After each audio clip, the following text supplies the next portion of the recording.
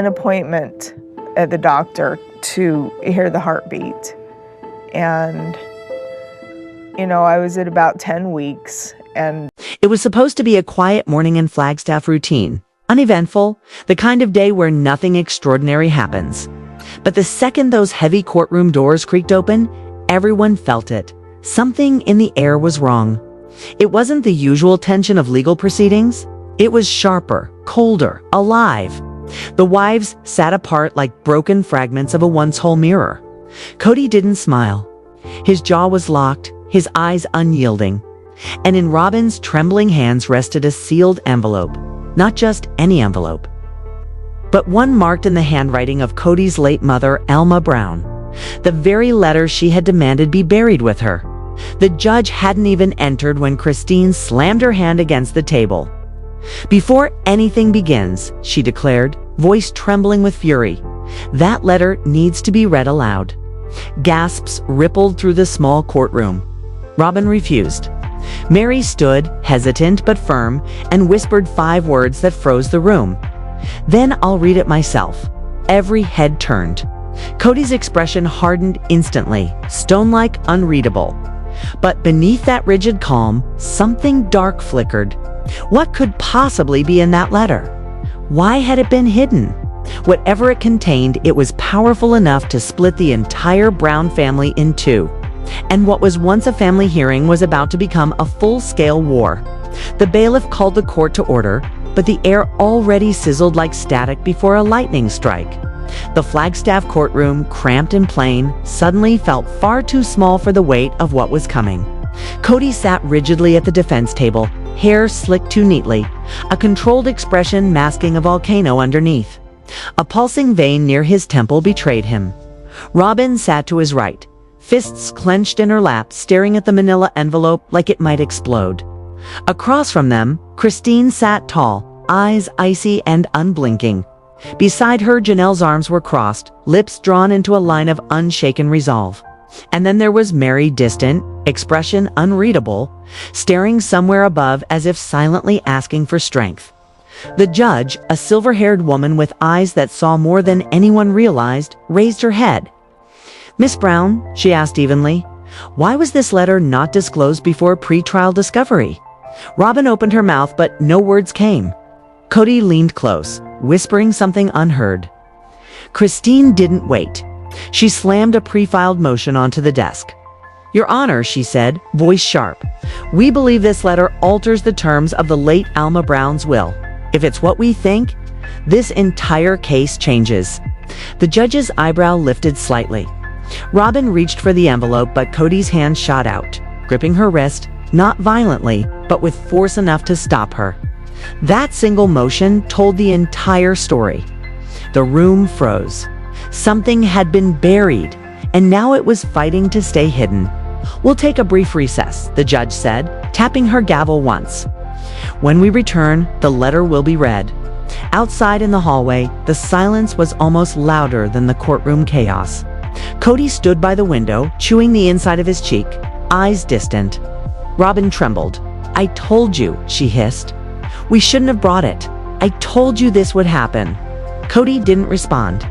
He just stared out at the gray sky, rain beginning to fall against the glass.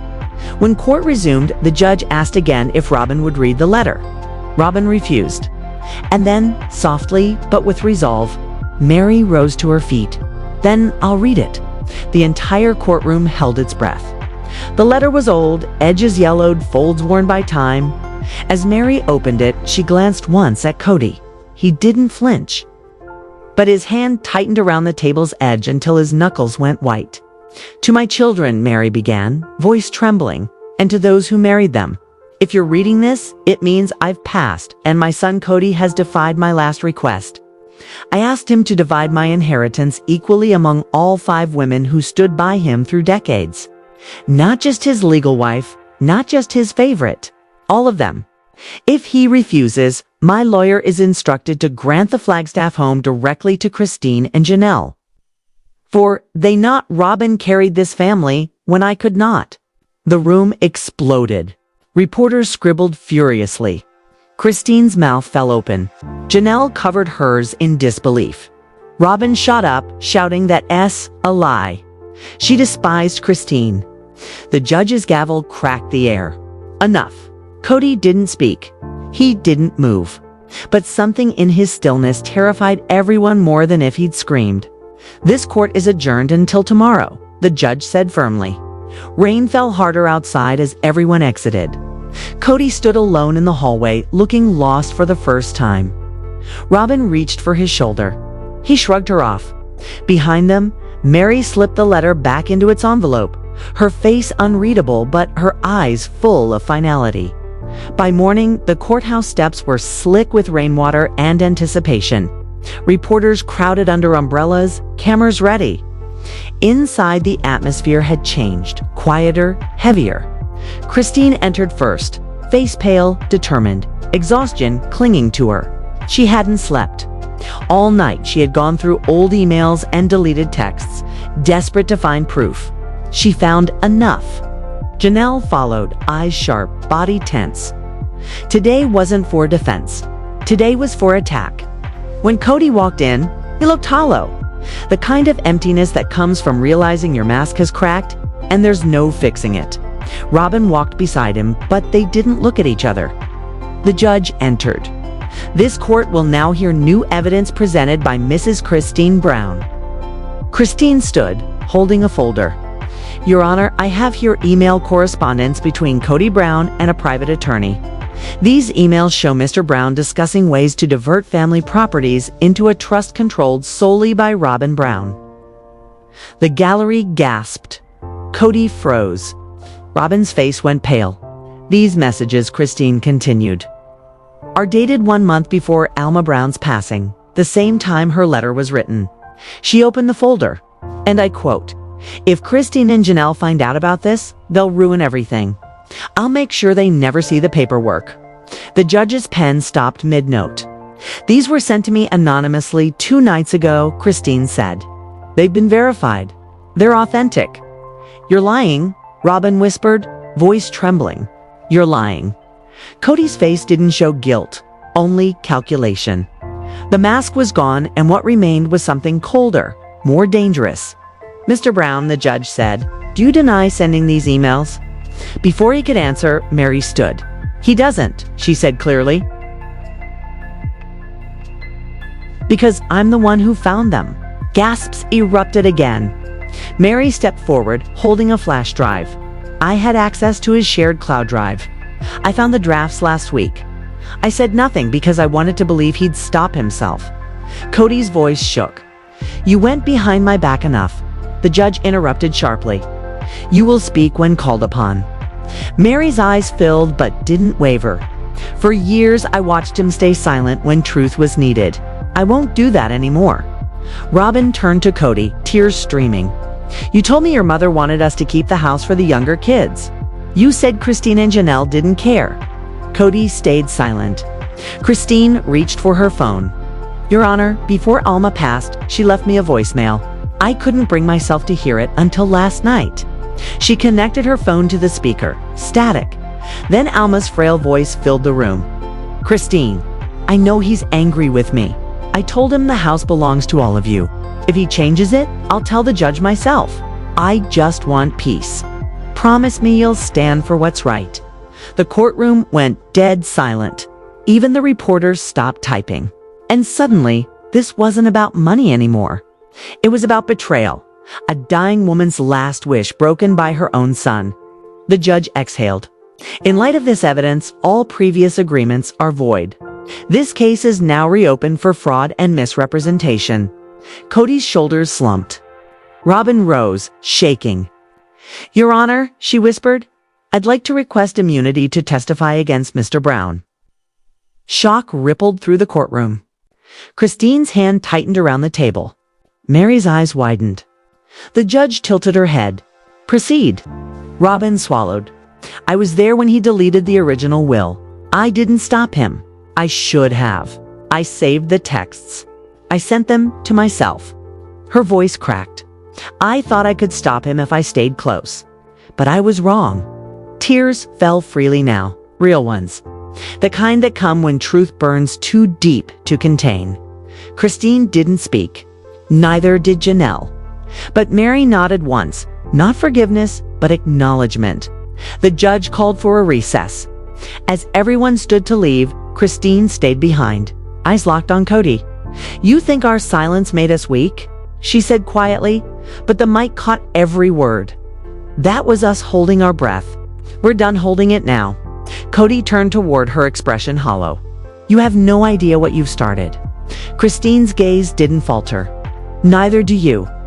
Outside, the storm had passed, but the wind howled through the streets of Flagstaff. Inside, the courtroom was colder than ever, because now truth had a body count, and the fallout had only begun. The next morning, the storm clouds hung low, as if the sky itself waited for what would come next. Robyn sat alone this time, no longer beside Kody, but behind her own lawyer. Her hands shook. Her face was pale. Whether from guilt or fear, no one could tell. Kody arrived moments later, cold and silent, anger simmering beneath his skin. He didn't look at anyone, not the wives, not the judge, not even the cameras. Not even the cameras. It was never supposed to happen this way. The courtroom wasn't built for confessions that cracked the air like lightning, or for truth so raw it left the walls trembling. Yet as she stood before the judge, trembling hands on the Bible, her voice broke the silence like glass. The oath slipped from her lips unevenly, her throat dry, the words heavy with everything she had hidden. Her lawyer's voice was soft, careful, the kind of calm that tries to keep chaos contained. But her answers came shaking, naked, brutal. "He said to me," Robyn began, her breath catching as if every syllable might turn against her, "that if Christine ever got even one piece of the Flagstaff property, she'd use it to destroy him publicly. She was already threatening to leave. And the only leverage he had left was to tie everything to me, because I was the only one legally married to him." The words echoed, sharp and cold, cutting through the courtroom like a knife. Murmurs rippled through the benches. Christine didn't move. Not even her breathing changed. The attorney leaned closer, eyes fixed. "And did you agree with his decision to change the ownership filings?" Robyn hesitated, her lower lip trembling. "No," she whispered, "but I didn't stop him either." Kody shot up from his seat, rage flashing across his face. "She's lying. That's not what I said." The gavel cracked once, twice, 3 times, the sound ricocheting off marble in fear. "Mr. Brown," the judge warned, "sit down or I will have you remanded." Kody dropped back into his chair, eyes burning with fury that had nowhere left to go. Robyn's voice steadied, but the pain in it deepened, twisting each word until it hurt to listen. "I thought he was protecting the family," she said. "I didn't know about the voicemail from his mother until yesterday. If I had known—" She stopped, swallowed hard, her voice splintering. "I thought I was keeping us together, but all I did was help him bury the rest of them alive." The room went silent. Then Christine rose, her chair scraping the floor like a warning. "Your Honor," she said, steady but cold, "I'd like to ask the witness a question myself." The judge blinked. "You are not legal representation, Miss Brown." "I know," Christine replied, "but I am a co-named beneficiary, and I'm the one who received Alma Brown's voicemail. I have the right to ask 2 questions. Just 2. A tense pause followed. Then the judge nodded once.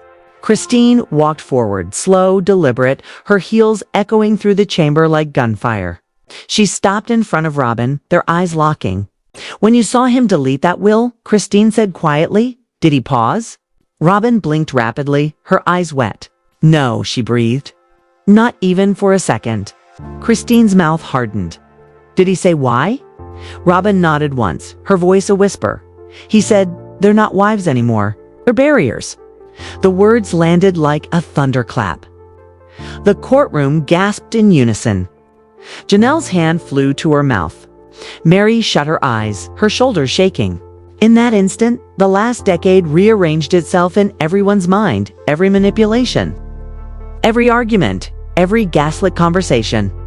It wasn't love. It was control. The judge's voice quivered slightly as she cleared her throat. "Court will recess for 30 minutes.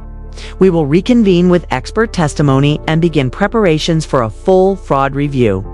The gavel struck again, and Christine turned away, walking like a woman who just had her spine broken and reset, standing taller for it. Out in the hallway, Kody cornered Robyn, his voice low and venomous. "You don't understand what you've done," he hissed. "You've destroyed everything." Robyn didn't shrink this time. "No," she said. "You destroyed it the day you stopped seeing me as a person and started using me as a shield." She turned before he could answer. From a distance, Christine watched the exchange. Janelle stepped up beside her. "We finally reached her," she whispered. "Too late," Christine said. But maybe not too late for the truth. When they returned, the expert witness was ready, a digital forensic specialist holding a small drive. He testified that the will files had been deleted from Kody Brown's personal drive and relocated days before. Alma's death into a hidden folder labeled Outplan. The room shivered. But that's not all, the expert continued. "We also discovered encrypted correspondence between Mr. Brown and a contact identified only as TH. We're still verifying who that is." The judge leaned forward. "Do you have any indication what the messages concern?" The expert nodded grimly. "Keyword analysis shows references to offshore accounts, withdrawals, and terms like contingency if C&J push back." Christine and Janelle exchanged looks. Meri's lips parted slightly, but she said nothing. Robyn leaned toward her attorney, whispering frantically. The judge subpoenaed the full record and postponed the next hearing for a deeper forensic review. And just like that, the case exploded open, not about property anymore. Not even about betrayal, but about a cover-up larger than anyone imagined. When the day ended, the hallway buzzed like a hive. Reporters crowded every corner. Lights flickered under the pressure of too many cameras, too many secrets burning through the wires. Kody slipped out a side exit, face hidden under a hood. Christine lingered, staring into the empty courtroom. The spot where Alma's letter had been read. The chair where Robyn had cracked. The bench where Meri had risen. She whispered to herself, too quiet for anyone else except Janelle, who stood near enough to hear. "He's planning something bigger." Janelle nodded grimly. "We need to find out who TH is." As they spoke, Meri stopped beside them, her face pale but her eyes blazing. "I know who it is," she said. The two turned to her. "Tamara Hensley," Meri continued. "His cousin's ex-wife. She used to handle his business taxes before he fired her for misconduct. I thought it was just a misunderstanding." Christine's breath quickened. "Where is she now?" "Nobody knows," Meri said. "Last I heard, she went to Nevada." Janelle pulled out her phone. "Then we find her. Because if he's not just hiding inheritance money, he's hiding accomplices. Then this storm's just starting." Back in the courtroom, the bailiff quietly gathered the files for overnight storage. None of them knew that within 24 hours, one piece of evidence would vanish in the case, would turn from inheritance fraud into something darker, something federal. The next morning, the courthouse felt colder. Not from the weather, but from something unseen tightening around them all. Fear, suspicion, loss. Christine arrived first, her instincts prickling. She asked the clerk to check the vault inventory, Alma's letter, and the flash drive with Kody's drafts. The clerk went pale after a tense 15 minutes. "The flash drive," she whispered. "It's gone." Christine said nothing. She sat down slowly, staring at the floor as if the truth might crawl back out of it. Security was called. The judge was notified. Court was delayed. And when Kody entered and heard the news, his reaction wasn't surprise or outrage, just the faintest flash of satisfaction that vanished almost instantly. Maybe imagination. Maybe not. But Christine saw it. So did Meri. So did Robyn, whose face drained of color. "I want this courthouse searched top to bottom," the judge ordered, voice cracking with restrained fury. "Every access log for the last 24 hours now." But it was too late. The damage was done. Without the drive, the digital proof of Kody's alterations was reduced to hearsay. Christine's hands shook as she clutched her phone, scrolling frantically through screenshots and backups, anything that could help. But the originals, the timestamps, the metadata roll, gone. Her backups could be challenged, and they would be. Kody's attorney seized the opportunity instantly. Your Honor, until the original evidence is recovered or verified.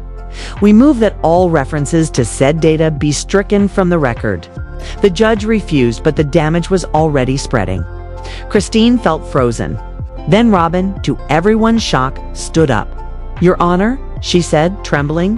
The drive existed. I saw it, I read the documents. I sent the texts that led to its discovery. Her voice cracked, but I didn't make a copy. I trusted the system. Kody turned toward her, smiling faintly nod with warmth, but with that cold pity that makes the blood run cold. A look that said, you really thought they'd believe you? Christine turned sharply. Tell them what you didn't include in your statement, she said. About the night he deleted it. About the password. About who else had access. The room held its breath. Robyn looked at Kody. He stared back, unyielding, his silence like iron. He told me.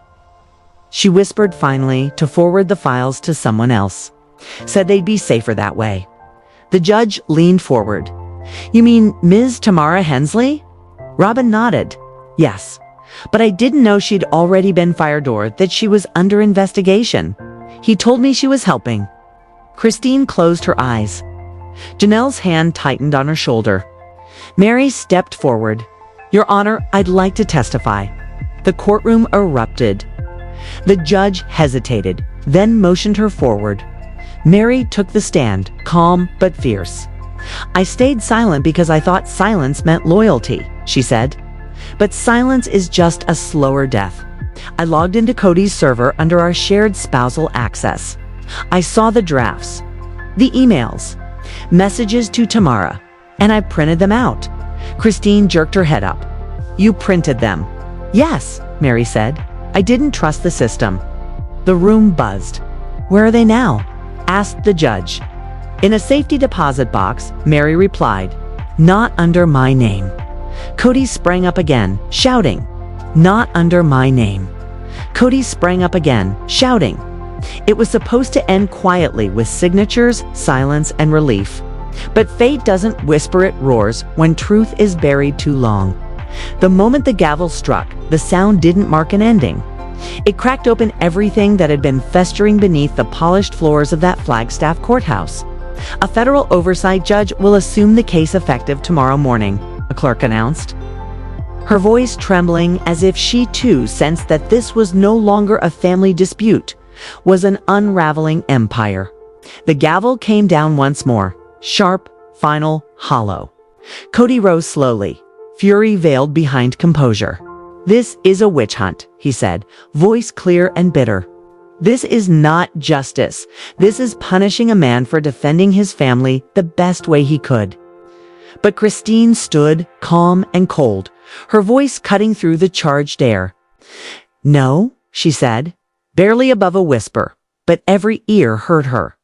This is what happens when one man believes every other person's life is his to rewrite, even his mother's, even ours. The bailiff ordered the courtroom cleared. Rain pressed against the tall glass windows like a restless drumbeat. Outside, the world waited with hungry eyes. Christine, Meri, and Janelle lingered on the courthouse steps, watching as Kody disappeared into the dark maw of a black SUV. He's going to flee, Janelle murmured. Maybe, Christine replied, eyes narrowing. But this time someone's monitoring every exit. Meri's phone buzzed a message without a name. He's erasing more files tonight, she said, her face pale under the courthouse lights. Stop him. Christine's reply was quiet but firm. Then we don't wait. Because the trial was no longer moving forward. It was detonating. From local to federal, from accusations to exposure. From betrayal to criminality, and the fallout would not stop in that courtroom. What Kody did next wasn't only desperate, it was illegal. And someone was about to be taken into custody. The air that night carried a pulse. A low electric tension that clung to the windshield as Christine drove through the storm. Meri sat beside her, phone in hand. Janelle in the back seat, eyes scanning shadows for headlights that looked too familiar. He was there, Meri said, reading from the message thread. 2:43 a.m., storage facility off Canyon Road. We're not waiting for a warrant, Christine replied. By the time they print one, he'll have buried everything. The cars slice through darkness like a blade through cloth, the rain flashing silver under the headlights. "He's not erasing files," Meri whispered. "He's hiding something bigger: dessert, clover,